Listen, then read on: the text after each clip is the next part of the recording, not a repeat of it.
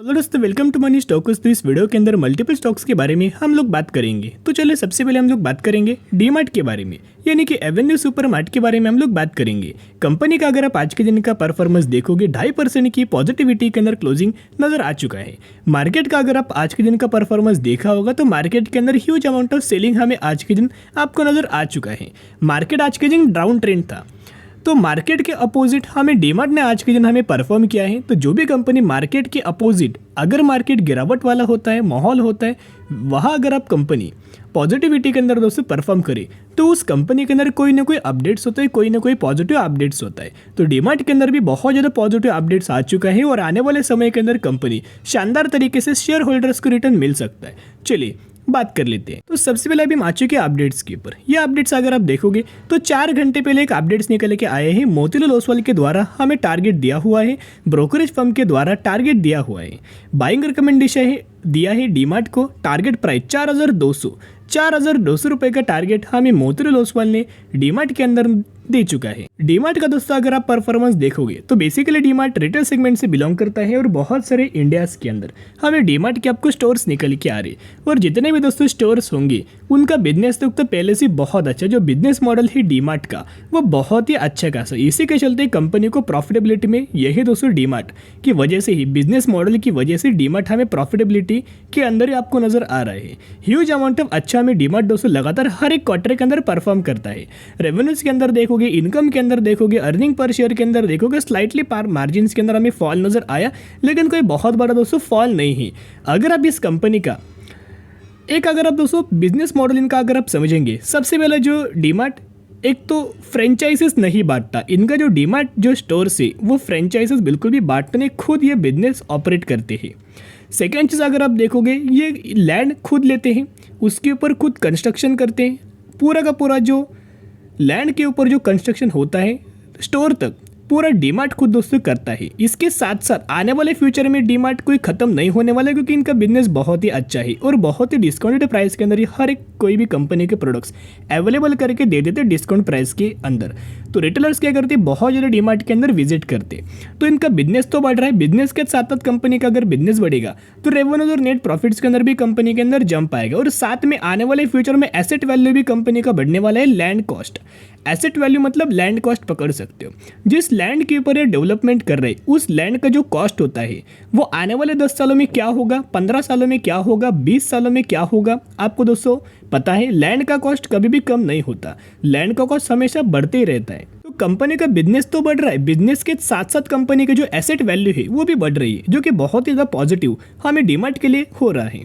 Second चीज़ अगर update से देखोगे, IRCTC and DMart among 50 fastest growing companies from junior Nifty pack, यानी कि डीमार्ट एंड IRCTC का जो बिजनेस है बहुत ही शानदार तरीके से फास्ट हमें ग्रो लगातार दोस्तों हो रहा है। और यही वो रीज़न है, यही रीजन्स की वजह से हमें डीमार्ट के अंदर हमें आने वाले समय के अंदर आपको रैली नजर आ सकती है। अभी क्यों ब्रोकरेज फर्म ने, क्यों मोतीलाल ओसवाल ने हमें 4,200 रुपये का टारगेट डीमार्ट के अंदर दिया है, कोई ना कोई रीजन्स होता है। तो सबसे पहले रीजन दोस्तों अगर आप देखोगे, अभी हम आ चुके चार्ट पैटर्न्स के अंदर, जो येलो लाइन जो आपको इंडिकेट्स हो रहा है वो 50 डेज का मूविंग एवरेज है, और ग्रे लाइन जो इंडिकेट्स है वो 200 दिन का मूविंग एवरेज है।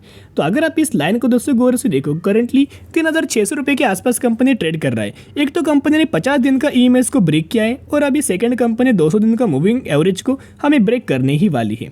अगर ये कंपनी 200 दिन का मूविंग एवरेज को ब्रेक करके ऊपर दोस्तों अगर सस्टेन हो, तो सबसे पहले टारगेट मोतीलाल ओसवाल का 4,200 रुपये का है, और अगर 4,200 रुपये का लेवल कंपनी ब्रेक करे, ऊपर अगर सस्टेन हो, डायरेक्टली कंपनी 4,600 रुपये के आसपास हमें टारगेट अचीव होते नजर आ सकते। देखिएगा कंपनी के पैरामीटर्स के अंदर जंप है।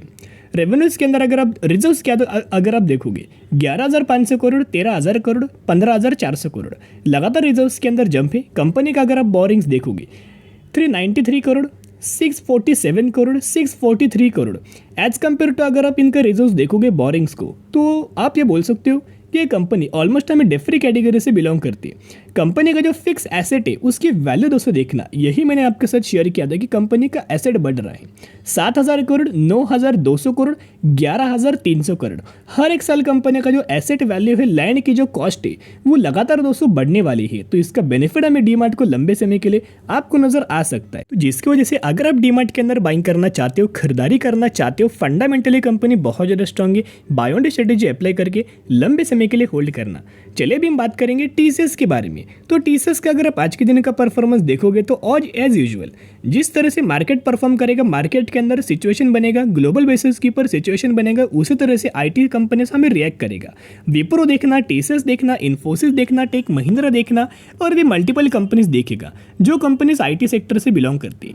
आज के दिन मार्केट के अंदर तो सेलिंग प्रेशर था, इसी की वजह से मैक्सिमम स्टॉक्स के अंदर तो नेगेटिविटी के अंदर क्लोजिंग नजर आया हुआ है। टीसीएस का अगर आप पिछले एक सालों का अगर आप चार्ट पैटर्न एनालिसिस करेंगे तो कंपनी का रजिस्टेंस लेवल है और कंपनी का सपोर्ट लेवल है। सपोर्ट लेवल 3,000 रुपीज़ का है। इसी लेवल्स के ऊपर कंपनी ने 2 बार हमें सपोर्ट लिया और रजिस्टेंस लेवल की अगर बात कीजिए 3,500 रुपये का रजिस्टेंस लेवल है। 3 बार कंपनी ने यही लेवल्स के ऊपर रजिस्टेंस हमें फेस कर चुका है। यानी कि कंपनी पिछले एक सालों से एक लेवल्स के अंदर चल रहा है, लगातार कंपनी कंसोलिडेशन के अंदर ही फंसा हुआ है। यानी कि 500 पॉइंट्स के गैप्स के अंदर हमें कंपनी करंटली ट्रेड कर रहा है। सीईओ के द्वारा एक शानदार तरीके से स्टेटमेंट हमें नजर आ चुका है। तो देखिएगा, TCS investing significantly in building AI capabilities. तो बेसिकली अगर आप देखोगे आर्टिफिशियल इंटेलिजेंस, तो दोस्तों आपको पता होगा आने वाले फ्यूचर में बढ़ने क्या वाला है। आर्टिफिशियल इंटेलिजेंस बहुत ज़्यादा स्कोप हमें नज़र आने वाला है। तो यही वो रीज़न है जो कंपनी फ्यूचर की डिमांड को करंटली यहाँ, अगर आप ये कंपनी सोचिएगा, कोई भी कंपनी अगर फ्यूचर की डिमांड अभी भी प्रिडिक्ट ना करे तो उस कंपनी को आने वाले फ्यूचर में लॉस हमें नजर आने वाला है। जो भी कंपनी ट्रेंड के हिसाब से लगातार अपना बिजनेस एक्सपांड करे, वही हमें कंपनी फ्यूचर के अंदर शानदार तरीके से ग्रोथ नजर दे सकती है। खुद कंपनी अगर ग्रो होगा तो ही कंपनी शेयर होल्डर्स को भी हमें ग्रो करेगा। तो टीसीएस करंटली आप अगर देखोगे इंडिया की सबसे बड़ी कंपनी है, आईटी सेक्टर से बिलोंग करती है और कंपनी एआई के ऊपर लगातार इन्वेस्ट कर रही है। जो भी कंपनी आने वाले फ्यूचर की डिमांड के ऊपर इन्वेस्ट करेंगी, वही कंपनी के अंदर बहुत ही शानदार तरीके से ग्रोथ आपको नजर आ ही जाएगी। तो जिसकी वजह से आर्टिफिशियल इंटेलिजेंस के ऊपर जितने भी कंपनीज काम करे, उन कंपनीज के अंदर दोस्तों अगर आप निवेश करेंगे तो वही कंपनीज आपको आने वाले सालों में मल्टीबैगर रिटर्न्स दे सकती है। अभी देखिएगा, ऑटो सेक्टर के अंदर जो इलेक्ट्रिक व्हीकल्स है वो फ्यूचर के लिए बहुत ज़्यादा डिमांडिंग होने वाला है। तो ईवी के अंदर कौन सी कंपनीज काम करती है वो अगर आप सोचे और उस कंपनी के अंदर इन्वेस्ट करें, एसआईपी करें लंबे समय के लिए, तो वो कंपनी आपको मल्टीबैगर रिटर्न दे सकती है। अभी अगर आप पूछेंगे ईवी के लिए कौन सी कंपनी है, इंडिया के अंदर सबसे बड़ा जो प्लेयर है टाटा मोटर्स। तो टाटा मोटर्स के अंदर निवेश करना ईवी के लिए, आईटी के अंदर अगर आप निवेश करना चाहते हो, टीसीएस है, विप्रो है, इन्फोसिस है, तीनों कंपनी में से कोई भी कंपनी को पिक करके लंबे समय के लिए होल्ड करना। तो अगर आप टीसीएस का मई 2023 का म्यूचुअल फंड्स का अगर आप बाइंग का डेटा देखोगे, 30 म्यूचुअल फंड्स की बाइंग एंड 15 म्यूचुअल फंड्स की सेलिंग हमें टीसीएस के अंदर नजर आया हुआ है।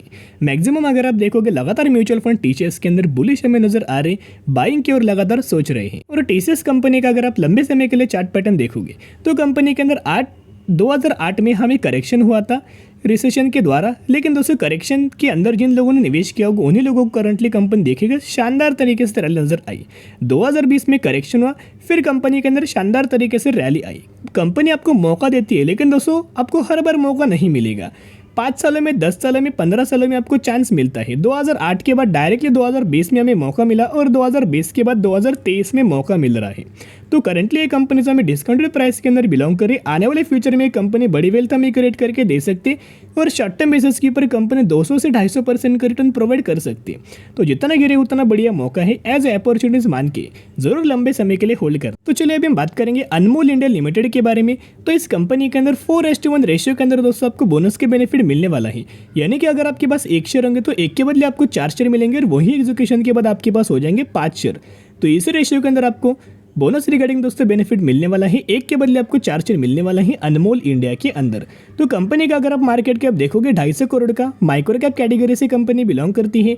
और कंपनी का अगर आप मैक्सिमम का चार्ट पैटर्न देखोगे 1 साल कंपनी को हो चुका है मार्केट के अंदर लिस्ट होती है। कंपनी का अगर आप Q4 का रिजल्ट देखोगे, रेवेन्यूज के अंदर जंप आया, इनकम के अंदर जंप आया, ईपीएस के अंदर जंप और नेट प्रॉफिट मार्जिन के अंदर भी जंप। तो जो भी लोग निवेश करना चाहते हो, कंपनी के बारे में स्टडी करना, एनालिसिस करना और उसके बाद निवेश करना। चलिए आज के लिए इतने। अगर आपको वीडियो पसंद आए जरूर वीडियो को लाइक और चैनल को सब्सक्राइब कर सकते हो। फिर मिलेंगे, बाय।